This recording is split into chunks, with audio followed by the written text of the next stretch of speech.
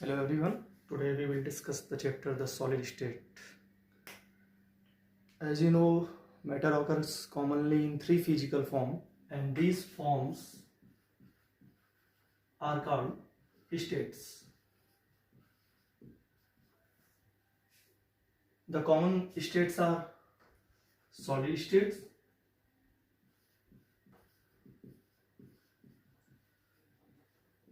liquid state, and the third one is gaseous state.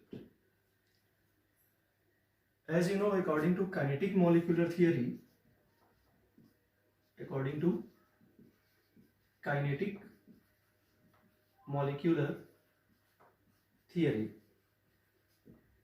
each matter is made up of very tiny particles. These particles may be atom, molecules, or ions. Depending upon the separation between these particles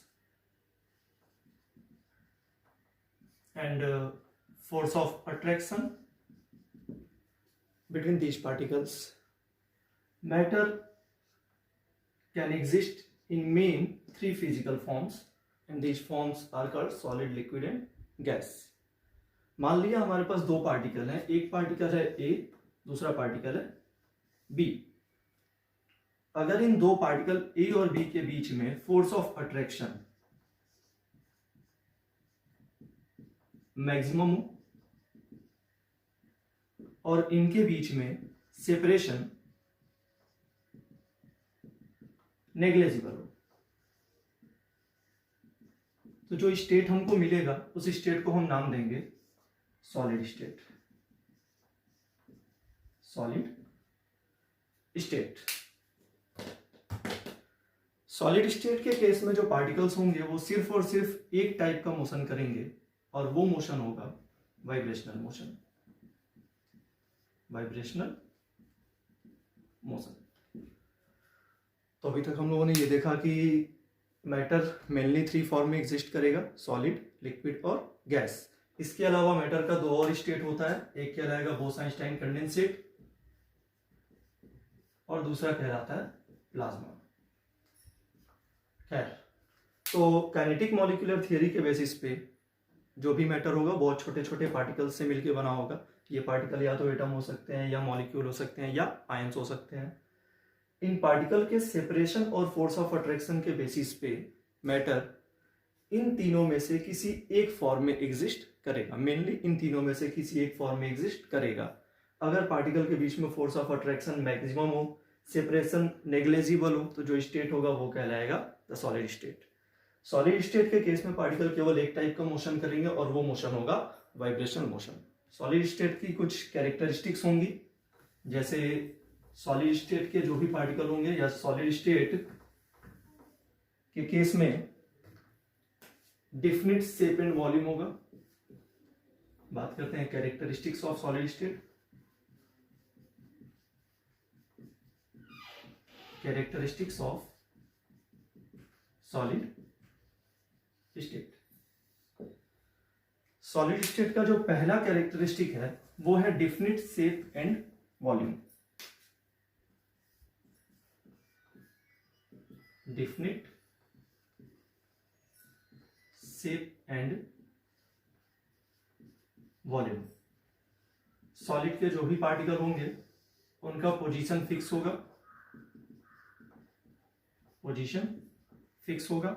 और अभी हमने कहा कि उनमें केवल एक तरीके का मोशन पाया जाएगा और वो होगा वाइब्रेशनल मोशन. तो सॉलिड के जो भी पार्टिकल होंगे उनका पोजीशन फिक्स होगा, तो उनका जो शेप होगा वो फिक्स होगा. सॉलिड को हम जिस कंटेनर में रखेंगे, सॉलिड का वॉल्यूम कंटेनर के वॉल्यूम पे डिपेंड नहीं करेगा. सॉलिड का जो वॉल्यूम होगा वो हमेशा फिक्स होगा, डेफिनेट होगा. दूसरी प्रॉपर्टी बात करें सॉलिड की तो वो होगी high density and low compressibility.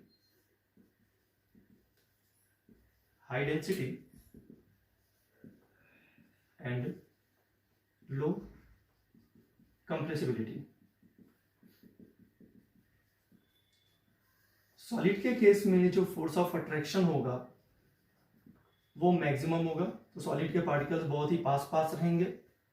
इनके पार्टिकल के बीच में जो सेपरेशन होगा वो सेपरेशन नेग्लेजिबल होगा, सेपरेशन नेग्लेजिबल होगा। तो अगर आप सॉलिड को दबाने की कोशिश करेंगे तो बहुत ही कम सेपरेशन के कारण वो बहुत ज़्यादा दबेंगे नहीं, तो या तो वो कंप्रेस नहीं होंगे या फिर बहुत ही कम कंप्रेस होंगे। सॉलिड की तीसरी प्रॉपर्टी की बात करें तो वो होगा very low diffusion, very low diffusion. Solid के पार्टिकल के बीच में फोर्स ऑफ अट्रैक्शन मैक्सिमम होगा, फोर्स ऑफ अट्रैक्शन मैक्सिमम होगा, तो पार्टिकल दूसरे पार्टिकल को छोड़ करके जल्दी बाहर नहीं जाते हैं, तो उस केस में उनका जो डिफ्यूजन होगा वो बहुत ही कम होगा। अगली प्रॉपर्टी की बात करें वो है vapour pressure. Vapour pressure, high force of attraction के कारण सॉलिड के पार्टिकल्स के केस में जो वेपर प्रेशर होगा वो बहुत ही कम होगा। They possess very low vapour pressure.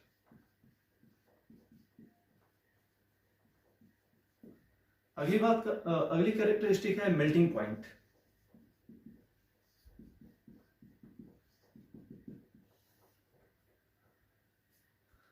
Solids के केस में जो मेल्टिंग पॉइंट होगा वो एक डिफिनिट मेल्टिंग पॉइंट होगा, डिफिनिट मेल्टिंग पॉइंट होगा।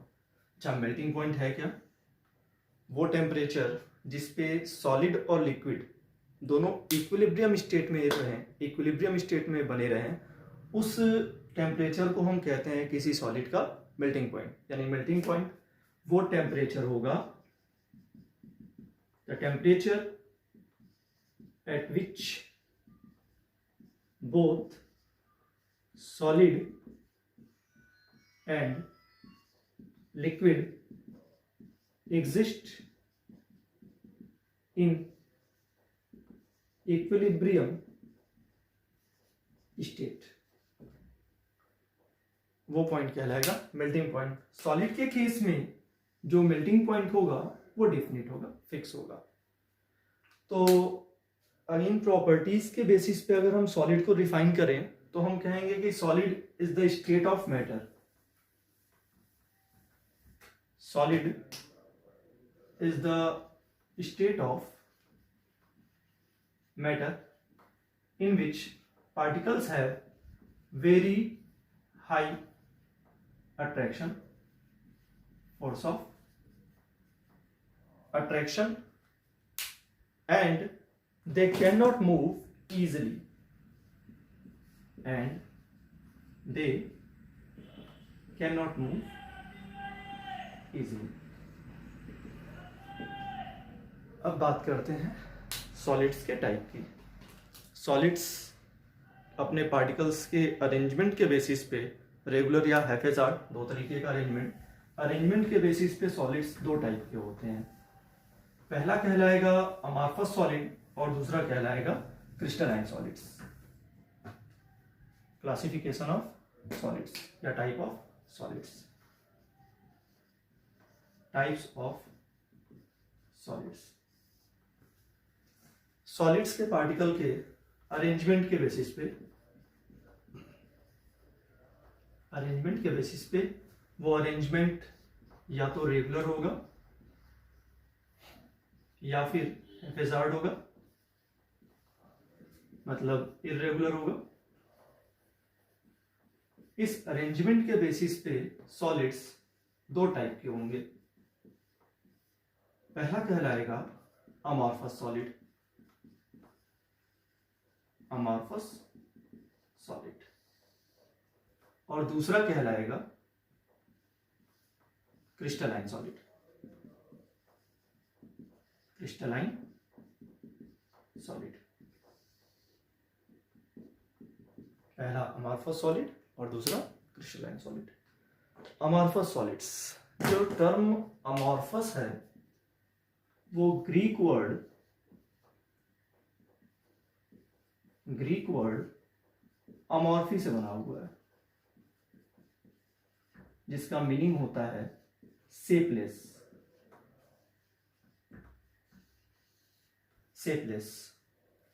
मतलब वो सॉलिड जिसमें बिल्डिंग कंस्टिट्यूएंट्स का अरेंजमेंट, बिल्डिंग कंस्टिट्यूएंट्स, अब ये बिल्डिंग कंस्टिट्यूएंट कौन हो सकते हैं सॉलिड्स के? या तो कोई एटम हो सकता है, या कोई मॉलिक्यूल हो सकता है, या कोई आयन हो सकता है।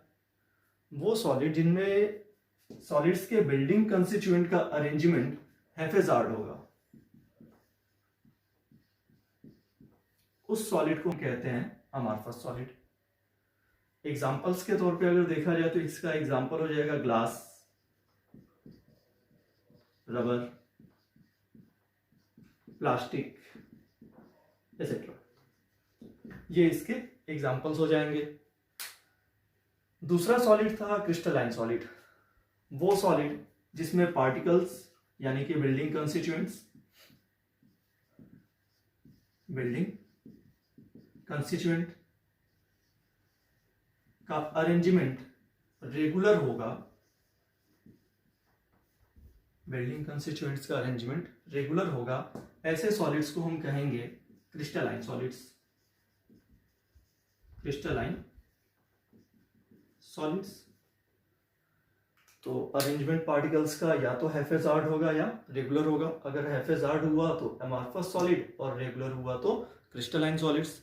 क्रिस्टलाइन सॉलिड्स जो होगा वो बहुत ही छोटे छोटे स्मॉल बिल्डिंग कंस्टिट्यूएंट के अरेंजमेंट से बना होगा, और जो इसके बिल्डिंग कंस्टिट्यूएंट्स होंगे वो कहलाते हैं क्रिस्टल्स। क्रिस्टलाइन सॉलिड्स के जो बिल्डिंग कंस्टिट्यूएंट्स होंगे वो कहलाएंगे क्रिस्टल्स। क्रिस्टल्स को अगर डिफाइन किया जाए तो हम क्रिस्टल्स को डिफाइन करते हुए कहेंगे कि crystals are the solid geometrical figure, solid geometrical figure having flat faces and sharp edges.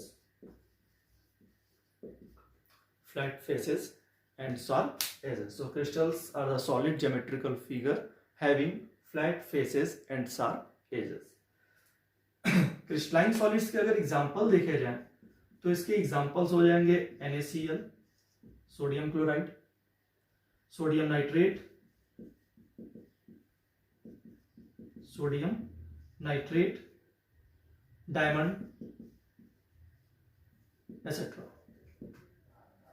अब अगर मान लीजिए कि हम बात करें दो पार्टिकल्स का, पार्टिकल ए और पार्टिकल बी, उनके बेसिस पे इनका अरेंजमेंट हम लोग स्टडी करते हैं कि अमॉर्फस और क्रिस्टलाइन सॉलिड के केस में पार्टिकल्स का अरेंजमेंट कैसा हम लोग कहना चाह रहे थे।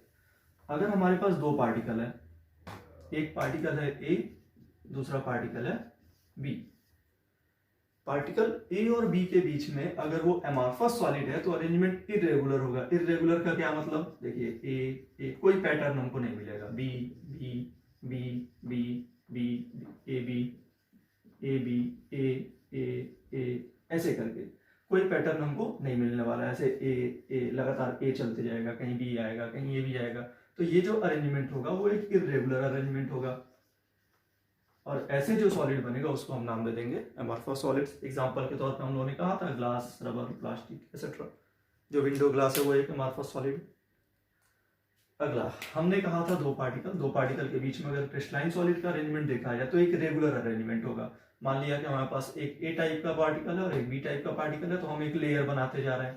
पहला लेयर हो गया ए पार्टिकल का, इस लेयर में केवल ए आएंगे, रेगुलर अरेंजमेंट है तो यहाँ बी नहीं आएगा। अगला लेयर हो गया बी टाइप का, बी बी, ये आपका ए पार्टिकल है, ये आपका बी पार्टिकल है। तो एक लेयर हो गया ए का, फिर अगला हो गया बी का, फिर अगला हो जाएगा ए का, फिर अगला लेयर हो जाएगा बी टाइप के पार्टिकल्स का। तो अगर एक रेगुलर अरेंजमेंट होगा तो इस तरीके के सॉलिड को हम कहेंगे क्रिस्टलाइन सॉलिड्स, और अगर इरेगुलर अरेंजमेंट होगा तो इस तरीके के सॉलिड को नाम दिया जाएगा अमॉर्फस सॉलिड्स। क्रिस्टलाइन सॉलिड्स के केस में जो मेल्टिंग पॉइंट होता है वो फिक्स होता है, डेफिनिट मेल्टिंग पॉइंट। चलिए अब हम अमॉर्फस और क्रिस्टलाइन सॉलिड्स के बीच में कुछ डिफरेंसेस देखते हैं। अगला टॉपिक है अपना difference between amorphous and crystalline solids. Difference between amorphous and crystalline solids। पहली प्रॉपर्टी हम उसमें देखते हैं क्लीवेज प्रॉपर्टी। अगर हम एमॉर्फस सॉलिड को या क्रिस्टलाइन सॉलिड को कट करें तो हमको कैसा नेचर मिलेगा। हमारे पास दो सॉलिड है, एक सॉलिड है अमॉर्फस सॉलिड और दूसरा है क्रिस्टलाइन सॉलिड। अगर हम क्रिस्टलाइन सॉलिड को कट करेंगे तो क्रिस्टलाइन सॉलिड आसानी से कट जाएगा और एक स्मूथ सरफेस, आसानी से कटे ना कटे, एक स्मूथ सरफेस देगा। ठीक है, तो इट कैन बी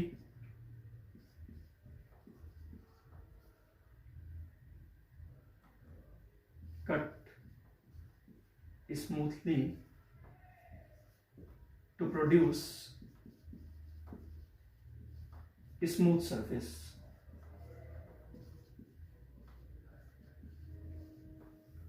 अगर आप एमॉर्फस सॉलिड को कट करेंगे तो ये हमको एक रफ सरफेस देगा, it gives rough surface. That means it can not be cleaved sharply and it can B cleaved sharply. मान लिया अपने पास ये कोई सॉलिड है, सॉलिड ब्लॉक है जो कि एक एमॉर्फस सॉलिड है। अगर आप इसको कट करेंगे तो कट करने के बाद से जो सरफेस हमको मिलेगा, एमॉर्फस सॉलिड है तो एक रफ सरफेस मिलेगा, ऐसा दो पार्ट में कट करेगा, दोनों हमको रफ सरफेस देगा।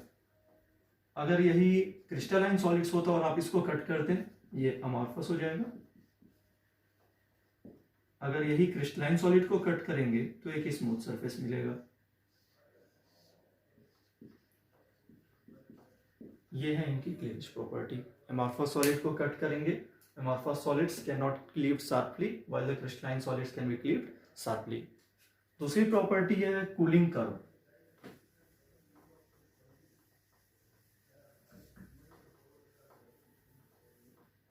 दूसरी प्रॉपर्टी है इनकी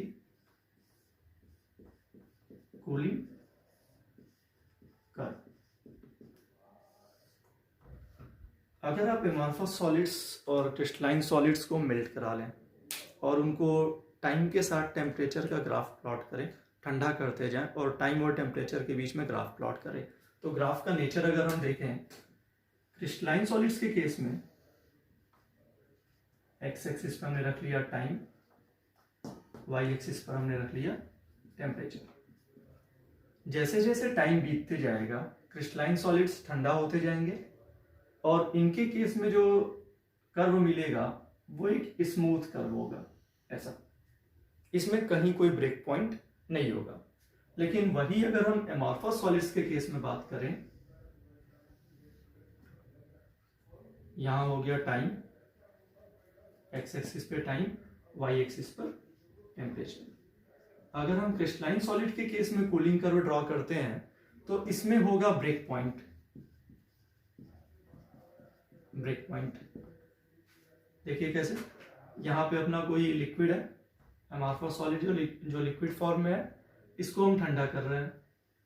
एक टाइम ऐसा आएगा जब ये पूरा का पूरा एमॉर्फस सॉलिड अब सॉलिड में कन्वर्ट होगा।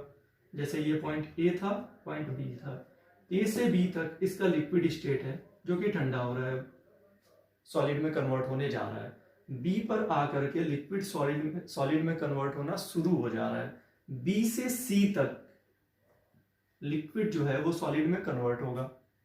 ये प्रोसेस जिसमें लिक्विड सॉलिड में कन्वर्ट होगा उसको हमने कह दिया सॉलिडिफिकेशन। सी तक आते आते पूरा का पूरा लिक्विड सॉलिड में कन्वर्ट हो गया है। अब सी से आगे आप अगर इस ग्राफ को बनाइएगा तो टाइम बीतने के साथ टेम्परेचर डिक्रीज करते जाएगा, लेकिन यहाँ पे इसका स्टेट आपको मिलेगा सॉलिड। पहले स्टेट मिला लिक्विड, लास्ट में स्टेट मिला सॉलिड। बी से सी के दौरान यहां तक इस रीजन में हम ये देख रहे हैं कि टाइम तो बीत रहा है लेकिन टेम्परेचर में कोई चेंज नहीं मिल रहा है।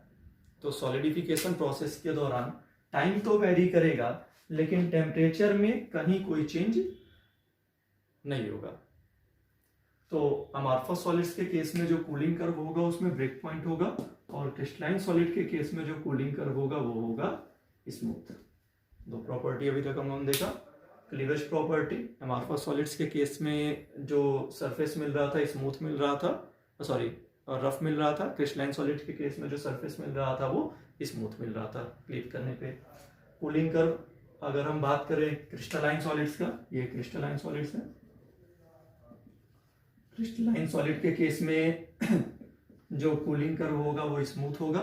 अमॉर्फस सॉलिड के केस में जो कूलिंग कर्व होगा वो ब्रेक पॉइंट को कंटेन करेगा। ये अमॉर्फस सॉलिड्स का कूलिंग कर्व है, अमॉर्फस सॉलिड। अगली प्रॉपर्टी बात करते हैं आइसोट्रोपी एंड एनआइसोट्रोपी। अगर आप किसी सॉलिड की प्रॉपर्टी को स्टडी करें और डायरेक्शन चेंज होने के साथ उसकी प्रॉपर्टी चेंज हो जाती है, डायरेक्शन चेंज होने के साथ उसकी प्रॉपर्टी चेंज हो जाएगी, तो इस तरीके की प्रॉपर्टी को हम कहेंगे एनआइसोट्रोपी। और अगर डायरेक्शन चेंज होने पे प्रॉपर्टी चेंज नहीं हो रही है तो उसको हम कहेंगे आइसोट्रोपी। तीसरी प्रॉपर्टी है अपनी isotropy and एनआइसोट्रोपी।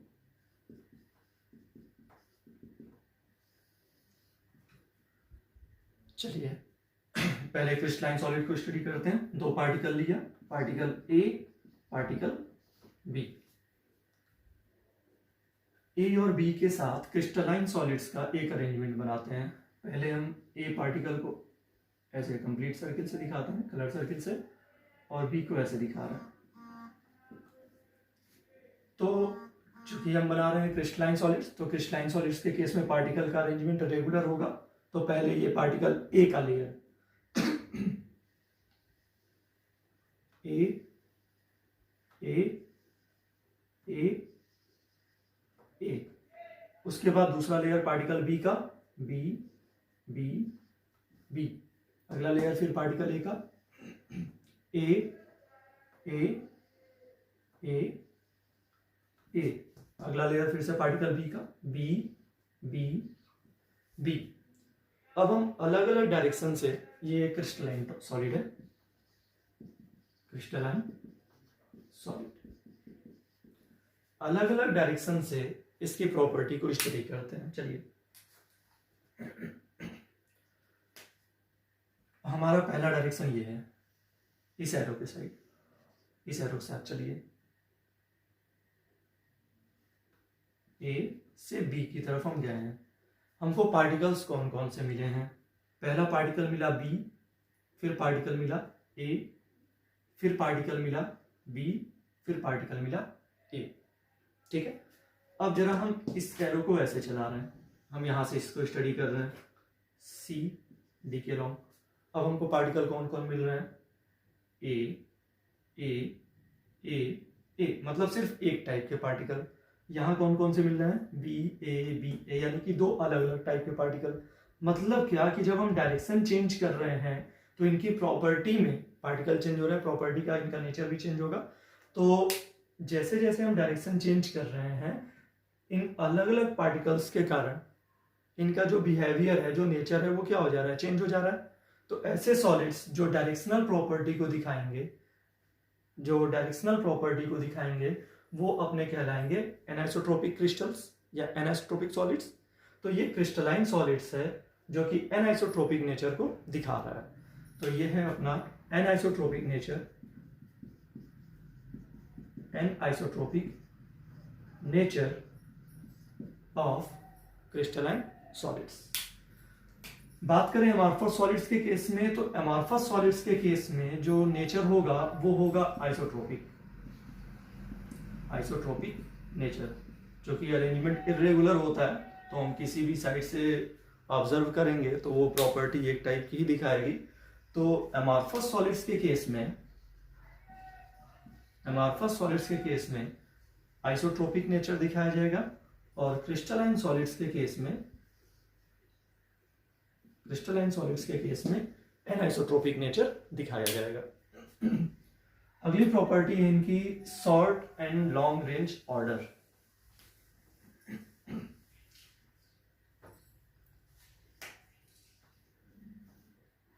Short and long range order. Amorphous solids के केस में जो पार्टिकल का अरेंजमेंट होगा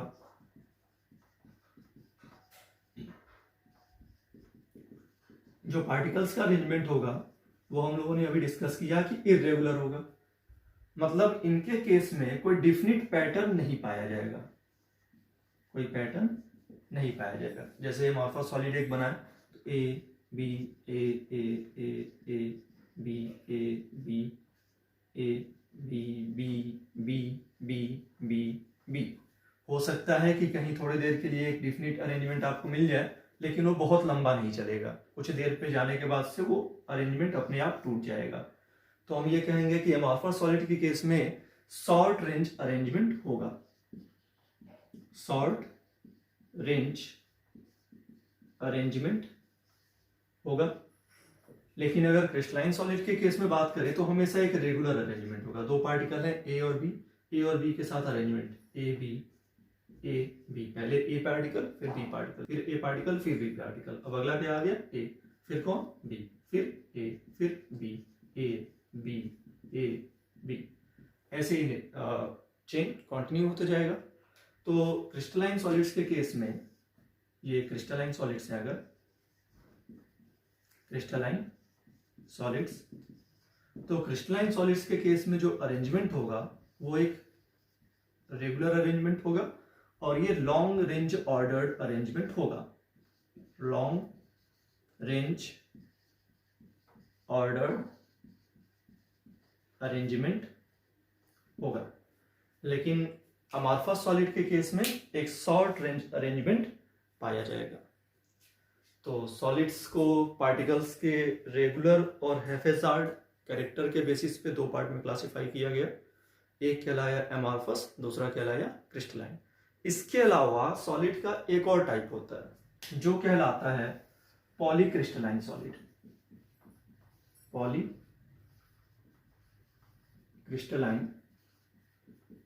सॉलिड्स। एग्जाम्पल के तौर पे इसका देखा जाए तो स्टील या एल्यूमिनियम, ये ना तो एमॉर्फस होता है ना क्रिस्टलाइन सॉलिड होता है। ये एमॉर्फस और क्रिस्टलाइन सॉलिड के बीच में इंटरमीडिएट टाइप का होता है। मतलब इसकी कुछ प्रॉपर्टी एमॉर्फस से मिलेगी और कुछ प्रॉपर्टी क्रिस्टलाइन से मिलेगी। जैसे हम ये कहें कि इसके केस में जो पार्टिकल्स होंगे, ए और बी दो पार्टिकल फिर लेते हैं, तो इसके केस में जो पार्टिकल्स होगा, पार्टिकल्स के रेगुलर अरेंजमेंट से क्रिस्टल बनेगा, पार्टिकल्स के रेगुलर। लेकिन जो क्रिस्टल्स होंगे उनका अरेंजमेंट अगर देखा जाएगा तो क्रिस्टल्स का अरेंजमेंट इर्रेगुलर होगा, क्रिस्टल्स का अरेंजमेंट इर्रेगुलर होगा। मतलब पॉलीक्रिस्टलाइन सॉलिड वो सॉलिड हो गए जिनमें पार्टिकल्स का अरेंजमेंट तो रेगुलर है, पार्टिकल के रेगुलर अरेंजमेंट से क्रिस्टल बन रहा है, लेकिन क्रिस्टल्स का जो अरेंजमेंट है वो कैसा है, इर्रेगुलर है। तो पहले रेगुलर अरेंजमेंट यानी कि क्रिस्टलाइन की प्रॉपर्टी, फिर इर्रेगुलर अरेंजमेंट यानी कि एमॉर्फस की प्रॉपर्टी। तो पॉलीक्रिस्टलाइन सॉलिड एमॉर्फस और क्रिस्टलाइन सॉलिड्स के बीच के होते हैं। हम लोगों ने कहा था कि एमॉर्फस सॉलिड्स के एग्जांपल के तौर पे ग्लास, जो विंडो ग्लास होता है वो एमॉर्फस सॉलिड होता है। विंडो ग्लास से रिलेटेड एक क्वेश्चन पूछा जाता है कि जो विंडो ग्लास होता है शुरुआत में इसकी थिकनेस सेम रहती है सभी जगहों पे, लेकिन कुछ दिनों के बाद से, कुछ सालों के बाद से, कुछ महीनों के बाद से इसकी जो थिकनेस होती है वो वेरी करती है। जो विंडो ग्लास होता है वो बाद में नीचे में मोटा हो जाता है, थिक हो जाता है, और ऊपर में पतला हो जाता है, थिन हो जाता है। क्वेश्चन पूछा जाता है क्यों? देखिए, हम मान लेते हैं कि हमारे पास दो पार्टिकल हैं, पार्टिकल ए और पार्टिकल बी। एक चीज ध्यान रखिएगा कि जो ग्लास है वो एक अमॉर्फस सॉलिड है, एमॉर्फस सॉलिड है। एमॉर्फस सॉलिड कहने का क्या मतलब है? हम ये कहना चाहते हैं कि इनके केस में जो पार्टिकल्स का अरेंजमेंट होगा वो अरेंजमेंट कैसा होगा? इर्रेगुलर होगा। पार्टिकल्स का अरेंजमेंट इर्रेगुलर होगा। अब हमारे पास दो तरीके के पार्टिकल हैं, पार्टिकल ए और पार्टिकल बी। ए और बी के साथ इरेगुलर अरेंजमेंट होगा, यानी कि या तो ए के कांटेक्ट में आ सकता है, या ए बी के कांटेक्ट में आ सकता है, या बी के कांटेक्ट में आ सकता है। तीन ही पॉसिबिलिटी है। पहला हम मान लेते हैं कि ए के कांटेक्ट में आ रहा है, तो जो बॉन्ड बनेगा वो ए और ए का बॉन्ड होगा। दूसरा मान लेते हैं बी के कांटेक्ट में आ रहा है, तो जो बॉन्ड बनेगा वो होगा बी का बॉन्ड। और तीसरा हम मान लेते हैं कि ए बी के कांटेक्ट में आ रहा है, तो जो बॉन्ड बनेगा वो ए बी टाइप का बॉन्ड होगा। अब हम ये कह रहे हैं कि जो ए बॉन्ड होगा वो एक वीक बॉन्ड होगा। सपोज किया है समझने के लिए। बी बॉन्ड है वो ए से थोड़ा स्ट्रांग है वीक ही, और जो ए बी बॉन्ड है वो एक स्ट्रांग बॉन्ड है। टेम्परेचर की बात करें कितने पे ब्रेक कर रहा है, तो मान लिया कि ए बॉन्ड है वो 30 डिग्री सेल्सियस पे ब्रेक कर जा रहा है। जो बी बॉन्ड है वो 50 डिग्री सेल्सियस पे ब्रेक कर जा रहा है, लेकिन जो ए बी बॉन्ड है उसको टूटने के लिए तकरीबन 235 डिग्री सेल्सियस चाहिए। सपोज किया है, ये बहुत ज्यादा सपोज किया है, इतने पे वो ब्रेक करेगा। अब जैसे जैसे सुबह होता है, दिन निकलता है, धूप होता है, टेम्परेचर बढ़ता है। ये ग्लास है, ग्लास में हम तीनों पार्टिकल को दिखा लेते हैं, ऊपर में दिखाते हैं। ग्लास में हम तीनों टाइप के पार्टिकल्स को दिखा ले रहे हैं, ए पार्टिकल, बी पार्टिकल और ए बी बॉन्ड।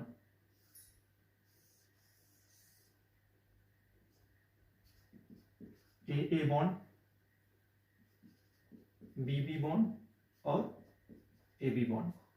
जैसे ही टेम्परेचर 30 डिग्री सेल्सियस पे पहुंचा, ए के बीच का सेपरेशन बढ़ा, ए के बीच का सेपरेशन बढ़ा। सेपरेशन बढ़ने का ये मतलब है कि इनका जो बॉन्ड है वो धीरे धीरे डिसोसिएट कर रहा है। जब सॉलिड्स के बीच का सेपरेशन बढ़ेगा तो सॉलिड किस में कन्वर्ट होगा, लिक्विड में। यानी ए जब इनके बीच का सेपरेशन बढ़ेगा तो ये फ्लूइडिटी दिखाएंगे, फ्लूइडिटी शो करेंगे। फ्लूइडिटी के कारण ए के पार्टिकल अब धीरे धीरे फ्लो करते हुए नीचे आएंगे।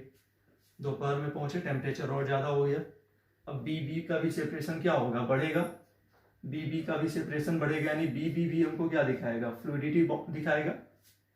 ठीक है, फ्लूइडिटी दिखाएगा तो बी के पार्टिकल भी क्या होंगे, फ्लो करके नीचे आएंगे। लेकिन ए बी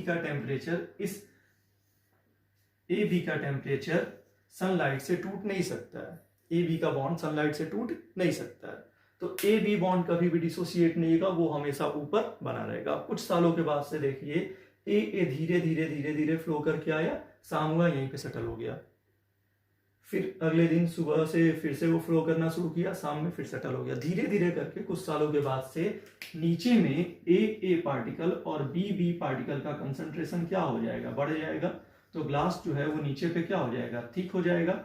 ऊपर में ए पार्टिकल्स कम हो जाएंगे, बी पार्टिकल्स कम हो जाएंगे। कौन बचेगा, केवल ए बी पार्टिकल बचेंगे। इसलिए ऊपर में जो ग्लास हो जाएगा वो थिन हो जाएगा, पतला हो जाएगा। अब अमॉर्फस सॉलिड्स यानी कि विंडो ग्लास की एक कैरेक्टरिस्टिक हमको मिली है, फ्लूइडिटी। मतलब ये सॉलिड भी हैं और फ्लो भी करते हैं। तो अमॉर्फस सॉलिड्स को उनके इस नेचर के कारण कहा जाता है स्यूडो सॉलिड, स्यूडो सॉलिड। या फिर इन्हीं का दूसरा नाम होता है सुपर कूल्ड लिक्विड। तो अमॉर्फस सॉलिड्स के तीन नाम हो गए। पहला अमॉर्फस सॉलिड, दूसरा फ्लूइडिटी के कारण स्यूडो सॉलिड या सुपर कूल्ड लिक्विड। तो ये था amorphous solid, crystalline solids and polycrystalline solids और उनके बीच में differences. That's all for today, thank you.